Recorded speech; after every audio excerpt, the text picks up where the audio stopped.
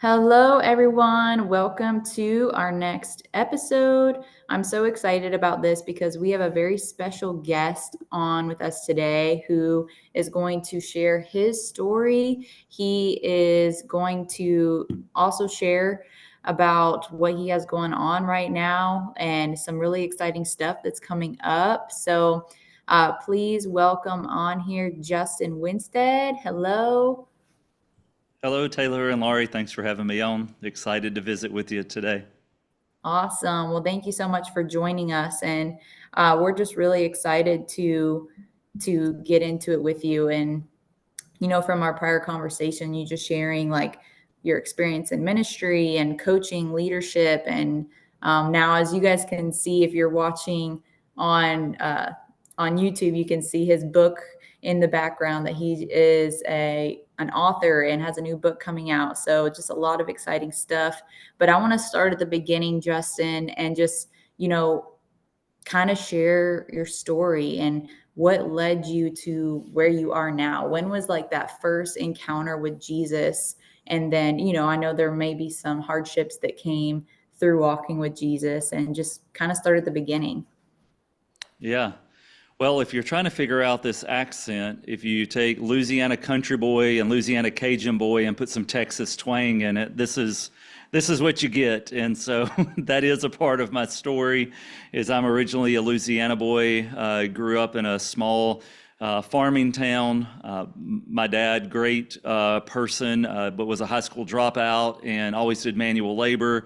My mom, also a loving person, but she was in the public school system, and I had siblings, and financial literacy really wasn't a concept where we were. So it was hard to get by, it felt like, in life. So a big part of my story is just this background of just struggling and striving. And overall, as a kid, I was pretty oblivious to, the world. But even then, I knew that there were the haves and the have-nots, and I could tell that I was on the have-nots side of things. And that was tough at times, and feeling excluded, or like I was on the outside looking in. When my parents first got married, they were in church, but then kind of slipped out. So in early childhood, church or faith was not really a huge part. I mean, we were cultural Christians, so we did the, Christmas, Easter kind of celebrations, and, there was things like that happened. But faith was not important to us, at least in our daily walk. When I was in middle school, I was on the eighth grade, I was on our football team in the eighth grade, got in a fight with a friend. It was actually one of my good friends, and I remember us taking off our helmets, and we're in each other's face and just getting after it, and he grabs the face mask of his helmet and he backhands me with this helmet across my head.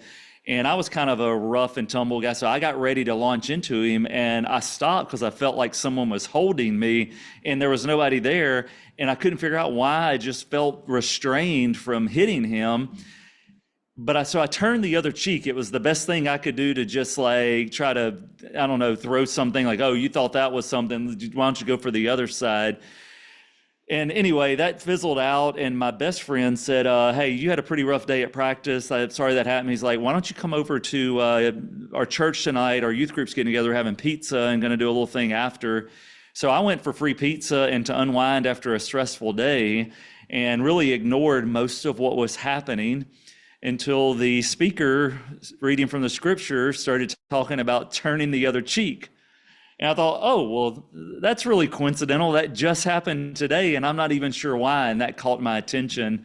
And that night is when I first heard the gospel, and I first understood grace and mercy and true love, and how Jesus really turned the cheek for us. And I just really felt like that wasn't an accident, that earlier that day, I, for the first time, had restrained from fighting someone after being hit. And felt conviction, and felt the Holy Spirit's call on my life, and struggled with it for a little bit. It was, it was a deal where they asked us to raise our hand, and I felt like my arm weighed, a ton. But I finally just made the decision, committed, raised the hand, and man, it was just like a transformation happened that night. And so that began my walk with the Lord during that time, and there's just no doubt in my mind the encounter that I had. So yeah, went through high school. During high school, I had a growing faith, and it's still a growing faith. There were a lot of ups and downs, a lot of immaturity that you face as a teenager.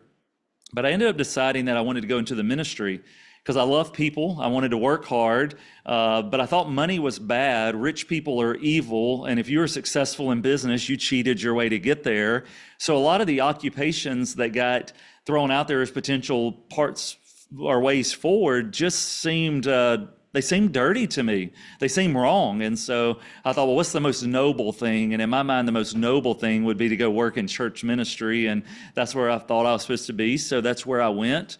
I ended up doing youth ministry, did some church planning and became associate pastor of a church. But I was the primary church planter of one. And there was just some incredible things that God did along that way. During that time, I also went through cancer, and so did 6 months of chemo, 6 weeks of radiation. So that's a big part of my backstory. But ended up, I decided to move to Texas to finish out my seminary degree, and got out here, and God said, hey, I told my family, I was like, I'll be back in Louisiana next year. And that was 15 years ago, because I got out here and God said, no, you're going from church ministry into business ministry. And you're wrong about the way that you view money. You're wrong about the way that you view business. And, I used to look down on the people who sat in their air-conditioned offices with their white collars. I mean, that was kind of a thing that I just really turned my nose up at. And God said, that area, that's what I'm going to call you into. That's your mission field. And so the thing he really spoke to me was, you're going to learn business, you're going to do it, and then you're going to use business to fuel your ministry. And so I went and spent a few years learning different businesses, and then I went out and launched a business and did that for several years, and still am doing different businesses as an entrepreneur. But I've entered the stage now where I'm using business to fuel my ministry and impact to others. So that's how I got where I am today. And I'm Wow. taking all the stuff I loved about ministry and all the things I loved about business and felt like God prepared me for, and I've smashed them together into this world of leadership development, team culture training, business coaching, and just trying to help people escape the average. Because I thought we were below average, but I realized we grew up in an average home. Most people struggle. Most people have, fights and challenges around money. Most people feel like they're on the outside and that everybody else has it going and that they feel lesser than. And so I realized that's the average, but then I see what God does and how he helps us unleash greatness. And so that's my passion now, is helping people walk that walk. Wow. That gave me chills. It gave me chills when you mentioned that when God gave you that eye-opening moment of just like, yeah, the thing that you have been talking down about, like, that's where I'm calling you to be. So Yes. it's kind of just like that moment of truth for us, like, oh, and I can even speak to that personally. There's been times in my life where like I just thought there's no way I could ever do that. I mean, I thought there was no way I could ever just openly talk about Jesus the way that I do now. I'm like, I just don't know how people do that. Like, that's crazy. Like, I can talk openly about, I used to be in a business that was centered around makeup and cosmetics, skincare. I'm like, I can talk about that easy, but to talk about Jesus like that is just, there's just no way I could ever do it. And little did I know he was using that season to prepare me for this season. He's like, haha, actually, you are going to talk about me openly. So it's ironic. It's funny to me how he laughs at our plans sometimes. And he's like, you just wait to see what I'm going to do through you. So that's really powerful. And I want to go back actually and ask about how you felt in your faith when you faced cancer, because you said you did 6 months and then 6 weeks and Mm-hmm. then cancer free, I'm assuming, right? Yes. And Well, so it cancer free for a bit, and then it came back. it came back. Okay. Yeah. So what was your faith like in that season, So surprisingly strong. I mean, look, not perfect. I mean, there were moments, but Mhm. overall, I was a single young adult, and I was still at a stage in my life where I didn't have a lot of attachments to this world, and I was my entire life was really about the faith because I was so involved in the ministry. And so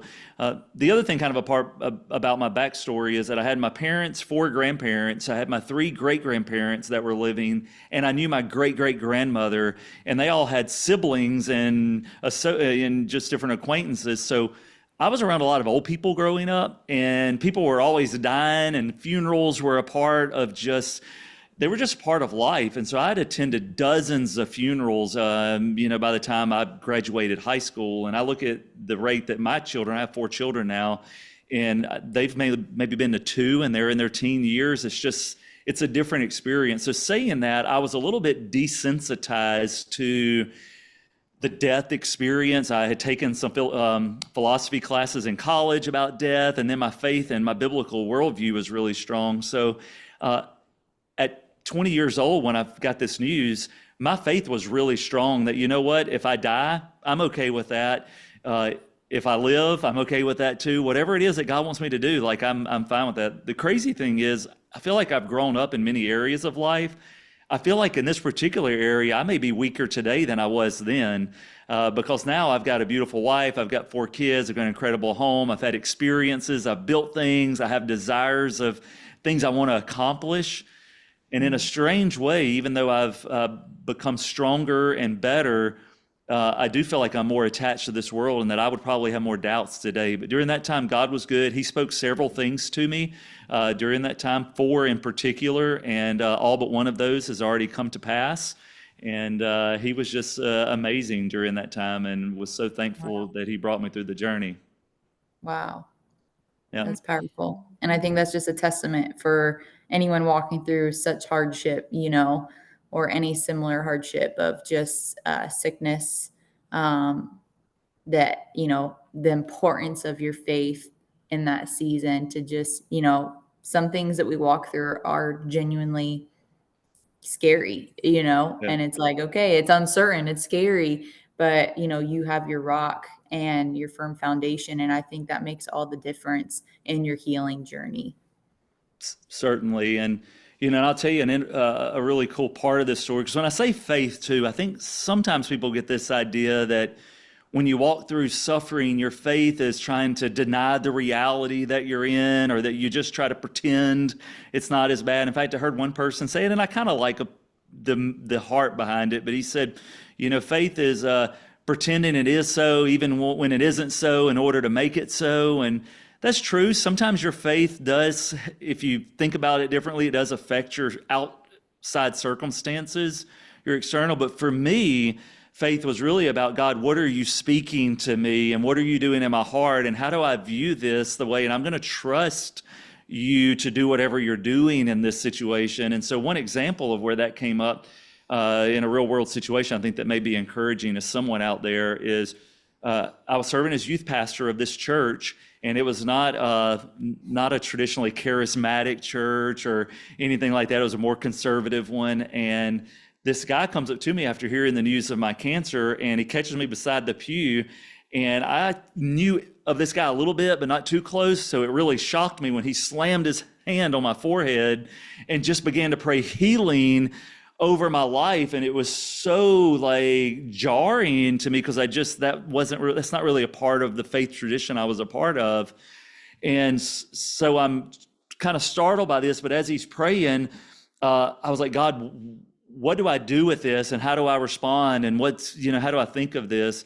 And God's Spirit spoke to me and said, Justin, this man's heart is well-intentioned. He wants the best for you. He wants you to experience healing.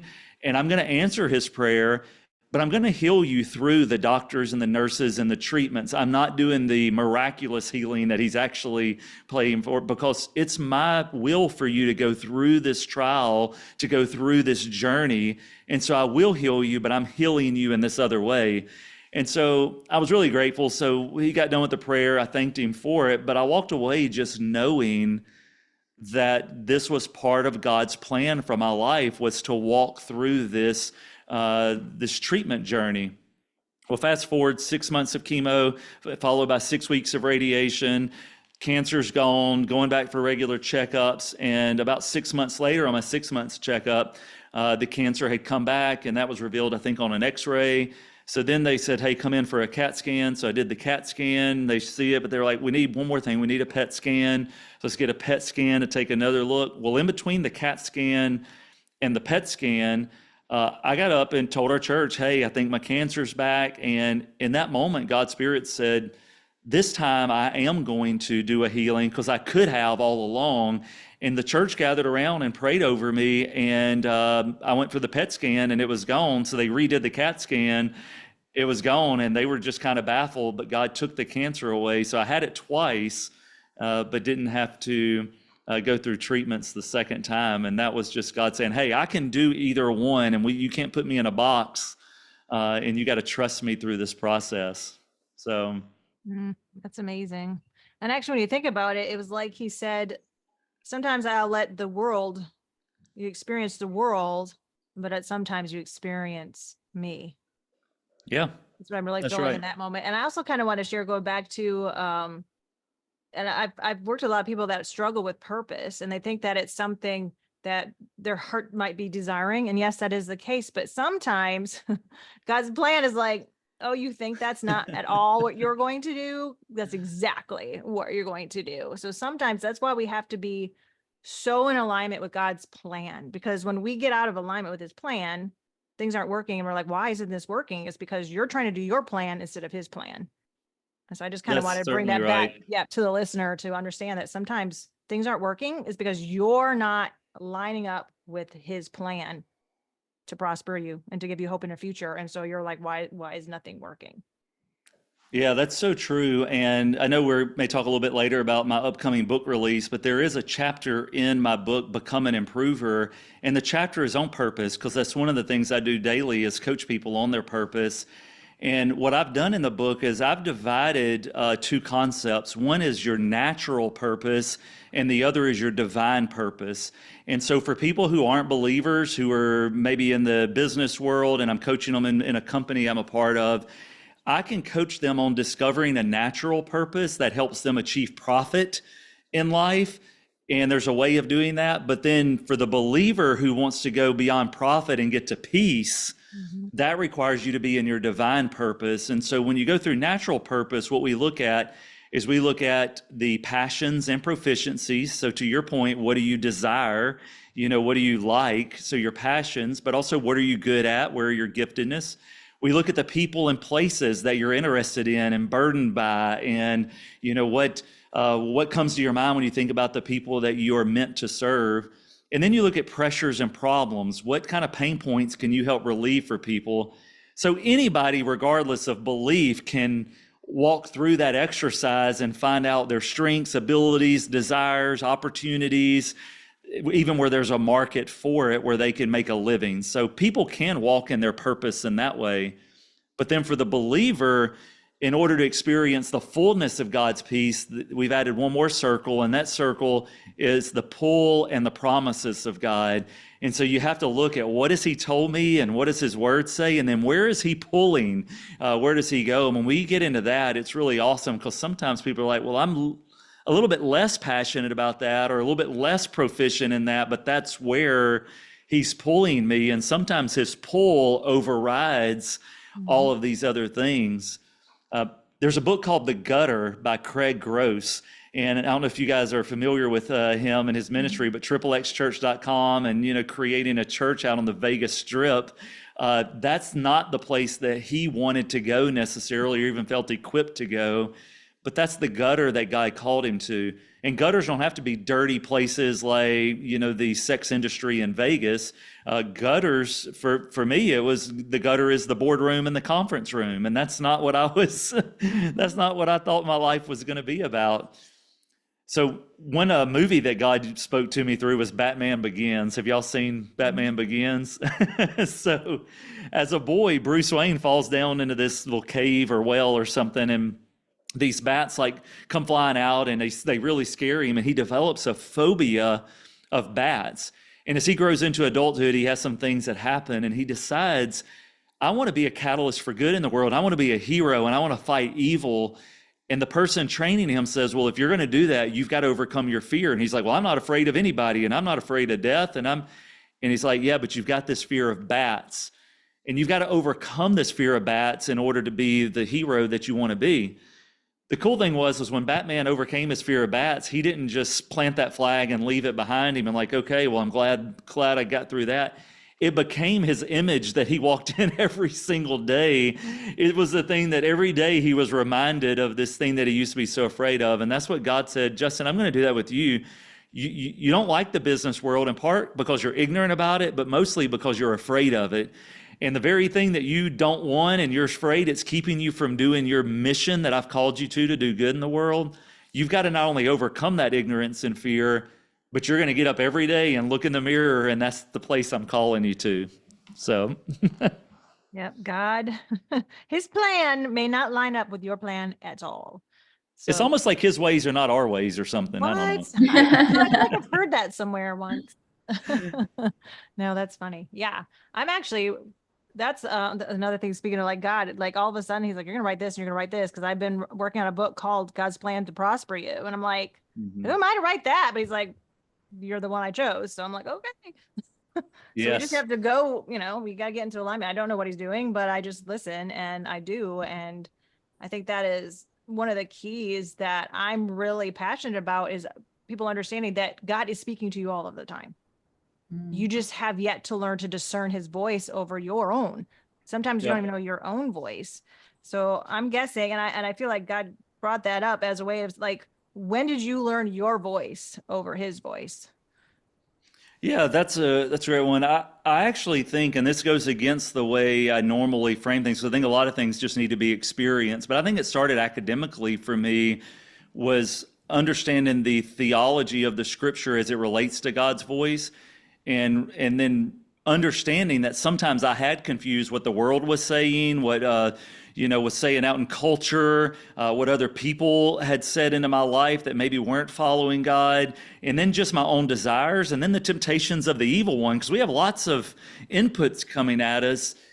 And sometimes it's hard to discern, like, what really is like God and what's not God. And so I've got a way that I go about it. And individually, I know they're all right, but I actually have a collective approach to it, and that's just Justin's way. And so the four ways that I say God speaks to us is he speaks through his word, primarily. Most people don't know how to discern God's voice in the present and the future because they don't know what he said in the past. And God's nature and character is unchanging. So his word is the primary way he speaks, but he also speaks through his spirit. So his spirit speaks to my spirit and guides me. He speaks through his people, and so other people will speak into my life, but those are really his people, and you have to be careful about taking wisdom of the world and those who aren't his. And then the last one is what I call he speaks through his sovereignty, and by that I mean he speaks through circumstances. So he opens and closes doors, and he just arranges things. One of the favorite phrases around our home is that some things are too coincidental to be accidental. Well, when we say that, we're usually saying God's sovereign and he's arranging things in a way that aren't purely coincidence. He's got a plan. So each one of those I know God speaks in. So when I reach a fork in the road or I'm facing a challenging situation, what I do is I get all four of those aligned and pointing in the same direction before I take action. And the reason I do that, because I might read the scripture and misinterpret it. Or the thing I thought was his spirit was really my flesh. Or even his person that usually has wisdom maybe didn't have all of the information and gave bad advice. Or I misinterpret the signs and the doors that are opening, or I try to force something in my circumstances. So individually, I can get any of those wrong. But if all four of those are pointing the same way and they are in harmony, God's spirit's never going to contradict his word. And I hear people do that all the time. Well, God told me so-and-so, but that goes directly against his word. That doesn't work. And so I try to get all of those pointing the same direction before I take action. That's my typical approach to decision making. That being said, sometimes in a daily moment, like you just have to go on a spirit, or you just have to go on the verse you heard and you don't have it. But if you're listening to this or watching this and you're going, man, I'm really trying to decide, should I marry this person? Should I take this job? Should I move to this place? Like, I think that's where it's good to slow down reflect on the promises of God, and then say, God, where are you pulling me? And look through his word, his spirit, his people, and his sovereignty. I love that. And I tend to see things visually. And I saw like the world listening to you, but thinking that all the arrows, like there are 4 arrows are pointing in like 4 directions, almost like you're at a corner, like a crossroad. And the world sees it as it's pointing in 4 different directions, when in actuality, God is trying to get you to point it all in one direction. That's right. To him. That's right. And that's where you're going to find that answer. It's where all those 4 points come together. And I just love that. And I'm like, I am feeling it. Yeah. It's like, because I know that there's, he has plans, but there's actually a decision I've been thinking about. And I'm glad that God had me ask that question, because it was very empowering to me, because I'm going to take some time out today later. And I'm going to sit down. I'm going to see where those 4 arrows are pointing. So I really appreciate that you said that, because that's helping. Yeah, Justin, one thing that I've kind of gathered about you is you have a very strategic and methodic like mindset. And I love it, because I'm not like that. You said when you got on earlier that this is organic. You told me that in our pre-call. This is just gonna be organic. You're like, what's that? Yeah. That's funny. Yeah. You're like, where's the plan broken out? I think we need it all, though. But I love that about. Yes. I'm sorry. I was just saying that I love that, and how dynamic God is, because he's all of us, right? In a sense. And he's the creator that, he created each of us as a piece of himself. And so knowing that, there's some people that might think more like you, that see someone in the faith like me or like Laurie, and are just like, what? Like, I don't want to be a part of that. But the way that you break things down, and it just makes so much sense. It's almost like you really are like that bridge of like the spirit and like the world. Like you said, you collide the ministry and the business. It's like you're making sense of why it makes sense to do life with God. In a very real way, a very realistic way that I think is just easy to digest for many people in the world today. So I just wanted to throw that out there, that I appreciate that. And I've learned a lot just from our conversation. Well, I love it. It's a balance. When we work with companies, a lot of times we'll use the analogy, because of my farming background, that on the farm, you've got the things that are very logical and they are methodical. And that's like building the barn. That's like getting the tractor. And there's that stuff that's scientific, in the fact that if you always put the barn together in the same steps, it always comes out to be the same product. But on the farm, you also have the animals and the crops and things, and there's a lot more play in that, and you don't know what the weather is going to do, and you don't know the way the organic life happens a little bit differently, and you kind of have to create the right environment, but that doesn't always look exactly the same every time, and there's an adaptability there. And so, and I think that's the way it is really in God's kingdom, is that some of us we're the barn builders, and others are out there tilling the soil, and we're all trying to build this incredible farm, and we need each other. So. Absolutely. Yeah, that's super powerful. Well, tell us a little bit more about your book, and, the availability, like where people can find you and all that stuff. And then we'll close out with one more thing before we finish up. But yeah. Well, so I may have said this word earlier, I'm not sure, but my kind of brand and life calling has a lot to do with this word improver. And it's a word God gave me a few years ago. Actually, I was listening. Are you familiar with Enneagram? Does that mean anything to you? I'm familiar. I was listening to Ian Crone in person talk about the Enneagram, and I most closely identify with ones on the Enneagram, which have historically been called perfectionist. And I always hated that. Perfectionism feels a little bit like a slur, or like I feel berated when I think of myself that way, because it feels negative. And he agreed. And from the stage, he actually said, we've decided to change that word, because a better word is not perfectionist, it's improver. And improvers don't need things to be perfect, but they're looking for things to reach their potential. And I really felt like the heavens opened up, and that was really, I identified so closely with that word. I said, that is my heartbeat. My heartbeat's never been to try to be a perfectionist on the people around me and the things I do, but it is meant to help them reach their full potential. And so the life mission that I'm on now is helping people think of themselves as improvers. The premise of Enneagram is that you have this natural wiring of a personality, and if you fall into that one category, you're an improver. But my thing is some people may be naturally inclined to that, but I think anyone can take on the identity of being an improver. Anyone can take on the identity as someone that says, I want to grow myself, and as I grow myself, it's going to make a positive impact on the surroundings. So I'm improving me, improving the world around me. So that's what I'm doing. And to me, that's what it means to escape average and unleash greatness. It means you step into that where it's like the average way of living, the average way of doing church, the average way of parenting is this, but I'm going to grow myself and I'm going to become above average and I'm going to lift my environment. And so the book is full of things like 5 daily habits that anyone can do anywhere to become an improver. And it also has the mindsets and heart sets of someone who wants to be an improver. And my vision behind the book is that I inspire 2.5 million people to sign up and say, I want to be an improver, which is essentially just identifying with that mindset, saying, you know what, I believe in winning with integrity. I believe in serving others. I believe in showing thanks and expressing that outwardly. And so there's some of that. So we have a website that'll be coming soon where people can go on there and sign up and say, it'll be free. It's just, hey, I'm an improver. And so that's my ultimate goal is that. The book will be coming out for pre-order in September of 2024. The website is improverbook.com.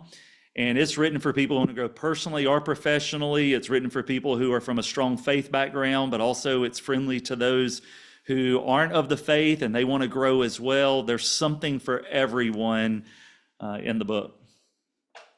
I like that. I'm ready to sign up. I'm an improver. Yeah, there we go. All right. I am. Yeah. As soon as you Just said one, I was like, 2,499,000. We're almost there, right? Yeah, that's amazing. Well, I love what you're doing, Justin. And, this is how I feel like, this is something from the Lord is because it's bigger than you, Yes. It truly is. And the impact that you're gonna make for his kingdom, that you couldn't do this without him. And I think that's just super powerful and how he's led you to where you are now and just the impact that you're making in his kingdom, by helping other people just understand their potential, understand their identity, understand what drives them and where the Lord really wants to take them in their life journey. So I'm really excited for that pre-link. I love to read. And so I'm really excited to get my hands on that book. If there's any last things that you want to share for the audience, any last takeaway, that would be great before we close out. Yeah, so 2 quick things. One, I gave improverbook.com as the website, but my website is improvergroup.com. And so you can go there and get information about me. I do keynotes, I do workshops, I do one-on-one executive coaching, and then we have some courses that are rolling out. So anything I could do to serve in the business or ministry worlds, I'm open to that. And then I love the way you kind of highlighted that thing about God calling me into this, and it's bigger than myself. Because when I look on the screen behind me and it says escape average and unleash greatness, a lot of what that means is that wide is the way that leads to destruction. And that's the average person, is they're on that wide gate. And we say unleash greatness, that means unleashing God within you. He's the greatness. And this really is all about him. And that's ultimately what we're doing. We use the phrase alter trajectory. And I do want to help people improve their trajectory in business, improve their trajectory in life. But ultimately, I want them to improve their eternal trajectory and to know the gospel and to know Jesus, because that matters more than anything. So that's my heartbeat, and appreciate you giving me a platform to share that. Absolutely. Well, thank you again so much for joining us. I certainly learned a lot in this episode. I know Laurie did. So we just pray that our listeners got the same as we did. So And I'm sure they did, because that was fabulous. Yes. But thank you guys so much for tuning in, and we look forward to having you on our next episode. Awesome.